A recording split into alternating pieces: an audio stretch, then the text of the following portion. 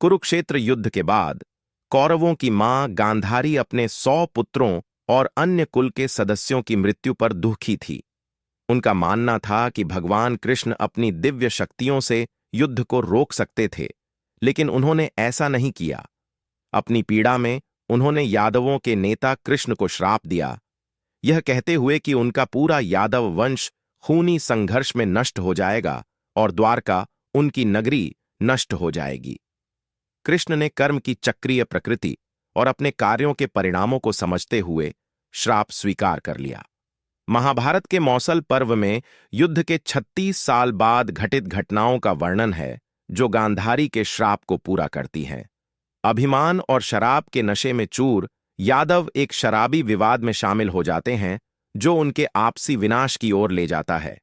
उन्होंने एक दूसरे को मारना शुरू कर दिया, जिसके कारण द्वारका नष्ट हो गई। एक दिन भगवान कृष्ण नदी के किनारे एक वृक्ष के नीचे लेटे हुए थे। उसी समय जंगल में जरा नाम की एक शिकारी आया और उसने भगवान कृष्ण के पैर के लाल चमकते हुए तलवे को हिरण का समझकर उस पर घातक बाण चला दिया। जब उसने देखा कि उसका बाण हिरण का नहीं बल्कि स्वयं भगवान कृष्ण के पैर में लगा है, तो उसे बहुत दुख और पश्चाताप हुआ। जैसे ही उसे अपनी गलती का एहसास हुआ, तो उसने कहा, हे भगवान, मुझे क्षमा कर दो। मुझसे अनजाने में बहुत बड़ा पाप हो गया है। इस पाप के लिए तो मृत्युदंड भी कम है। आपने कोई अपराध नहीं किया है। आप त्रेता युग में वानरों के राजा थे, जिन्हें मैंने एक पेड़ के पीछे छिपकर मारा था, जो युद्ध के नियमों के विपरीत था। इसीलिए मेरी मृत्यु आपके हाथों पहले से ही लिखी हुई थी। आप इस अपराध से मुक्त हों। यह कहकर भगवान कृष्ण भौतिक संसार से चले गए। दुखी होकर जरा अर्जुन के पास गई और उसे सारी स्थिति बताई। ये सुनकर अर्जुन ने बहुत दुख के साथ भगवान कृष्ण का अंतिम संस्कार कर दिया।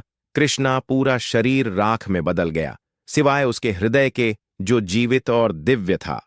अर्जुन ने हृदय को एक लकड़ी के मंच पर रखा और नदी में बहा दिया।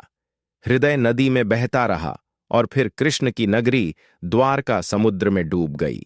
और बहुत दिनों बाद हृदय बेचते हुए ओडिशा के महानदी तट पर पहुंचा। वहां सब्र नाम का एक आदिवासी समुदाय था। बिस्वा बसु आदिवासी समुदाय के मुखिया थे।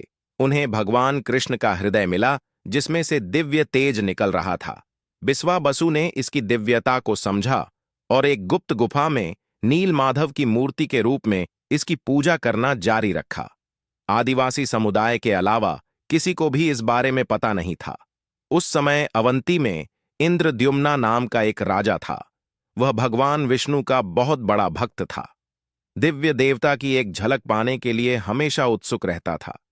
एक दिन एक भटकता हुआ ऋषि उनके महल में आया और राजा से कहा, ओडिशा में भगवान विष्णु को नील माधव के भव्य रूप में पूजा जाता है। आपको ओडिशा के भीतर इस पवित्र स्थान का सही स्थान ढूंढना होगा। राजा इंद्रद्युम्न बहुत प्रसन्न हुए और उन्होंने तुरंत ब्राह्मण पुजारी विद्यापति को ओडिशा जाने और नील माधव की खोज करने का आदेश दिया। राजा के आदेश का पालन करते हुए विद्यापति ओडिशा की यात्रा पर निकल पड़े। एक लंबी और कठिन यात्रा के बाद ओडिशा पहुंचने पर विद्यापति को गुप्त स्रोतों से पता चला कि सब्रा के नेता एक छिपी हुई गुफा के अंदर नील माधव की पूजा करते हैं। विद्यापति सब्रद्वीप में महानदी के तट पर जंगल में पहुंचे और राजा बिस्वा बसु ने विद्यापति का स्वागत किया।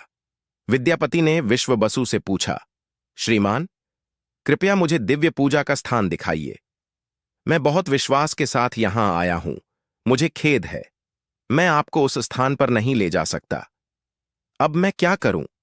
अगर मैं इस तरह लौट गया तो मैं राजा को क्या जवाब दूंगा? मुझे कोई दूसरा रास्ता खोजना होगा।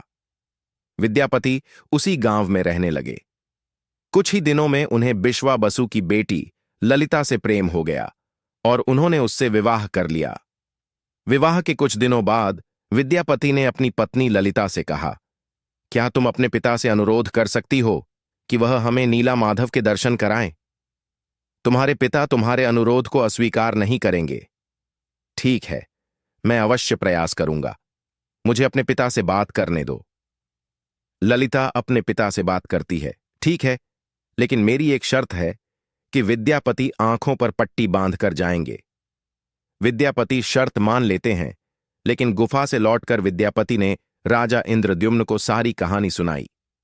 कुछ महीनों के बाद सरसों के जो बीज विद्यापति ने गुप्त गुफा के रास्ते में बिखेरे थे वे अंकुरित हो गए और पौधे बन गए। राजा विद्यापति सरसों के पौधों का पीछा करते हुए नील माधव की दिव्य मूर्ति के दर्शन करने चले गए। जब वे गुफा में पहुंचे तो उन्हें वहां कुछ भी नहीं मिला। नील माधव गायब हो गया था। निराश होकर राजा इंद्रद्युम्न के महल में लौट आए। उस रात भगवान विष्णु उनके सपने में आए और कहा, इस संसार में मैं तुम्हें नील माधव के रूप में दर्शन नहीं दे पाऊंगा। तुम पूरे सागर तट के पास जाओ, एक लाकड़ी तैरती हुई आएगी। मैं एक बहुत बड़े सुगंधित लाल रंग के लकड़ी के लट्ठे के रूप में प्रकट होऊंगा।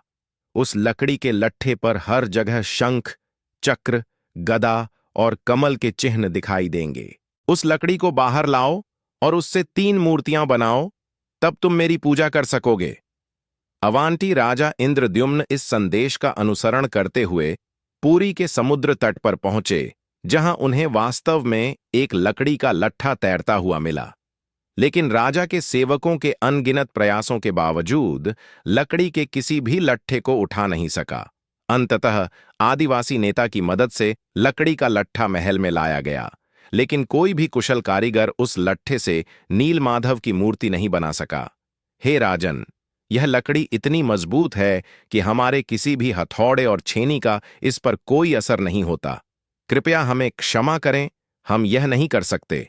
जब यह कार्य संभव हो गया तो भगवान विष्णु फिर से राजा इंद्रद्युम्न के सपने में प्रकट हुए और कहा कि राजा को देवताओं के दिव्य वास्तुकार विश्वकर्मा की पूजा करनी चाहिए। वह इस कार्य को अवश्य पूरा करेंगे।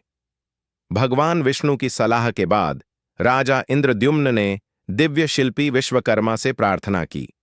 तब विश्वकर्मा एक वृद्ध पुरुष का रूप धारण करके प्रकट हुए और राजा इंद्रद्युम्न बोले, हाँ शिल्पी, तुमने सही सुना। क्या तुम ऐसा करने में सक्षम हो? मैं उस लकड़ी के लट्ठे से मूर्ति अवश्य बनाऊंगा, लेकिन मेरी कुछ शर्तें हैं। हे शिल्पी, बताओ तुम्हारी क्या शर्तें हैं? मैं 21 दिन में बंद कमरे में भगवान विष्णु की मूर्तियां बनाऊंगा और इस प्रक्रिया के दौरान मुझे अकेला रहना होगा। यदि किसी ने 21 दिन पूरे होने से पहले दरवाजा खोला तो मैं मूर्तियों को उसी अवस्था में अधूरा छोड़कर चला जाऊंगा। क्या तुम इन शर्तों से सहमत हो? हाँ, मुझे तुम्हारी सभी शर्तें स्वीकार हैं। कृपया काम आगे बढ़ाओ। विश्वकर्मा ने दरवाजा बंद किया और अपना काम शुरू कर दिया। लोगों को कमरे से आती सिर्फ आरी, छेनी और हथौड़े जैसे औजारों की आवाज सुनाई दे रही थी। जब 15 दिन बीत जाने के बाद कोई आवाज नहीं सुनाई दी तो रानी चिंतित हो गई और राजा इंद्रद्युम्न से बोली, महाराज, शायद मुझे उस कमरे से कोई आवाज सुनाई नहीं दी। कोई दुर्घटना घटने से पहले ही हमें दरवाजा खोल देना चाहिए। शर्त रखी थी कि 21 दिन से पहले दरवाजा नहीं खोला जाएगा। लेकिन महाराज, अगर भूख प्यास के कारण बूढ़े बढ़ई को कुछ हो गया तो हमें पाप लगेगा। हमें दरवाजा खोलना ही होगा। रानी गुंडिचा ने दरवाजा खोलने की जिद की। आखिरकार दरवाजा खोला गया, जिसमें पता चला कि बूढ़े बढ़ई के रूप में भगवान विश्वकर्मा 3 अधूरी मूर्तियों को छोड़कर गायब हो गए हैं। विश्वकर्मा की बात न मानने और शर्त तोड़ने पर राजा इंद्रद्युम्न को बहुत दुख हुआ।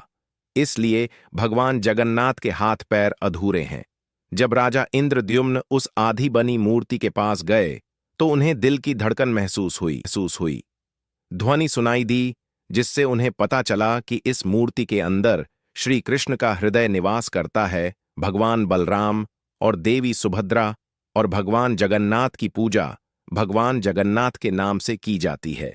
उन्हें दुनिया का एकमात्र जीवित देवता माना जाता है, जो अपने भक्तों की इच्छाओं को सुनते हैं, समझते हैं और पूरा करते हैं।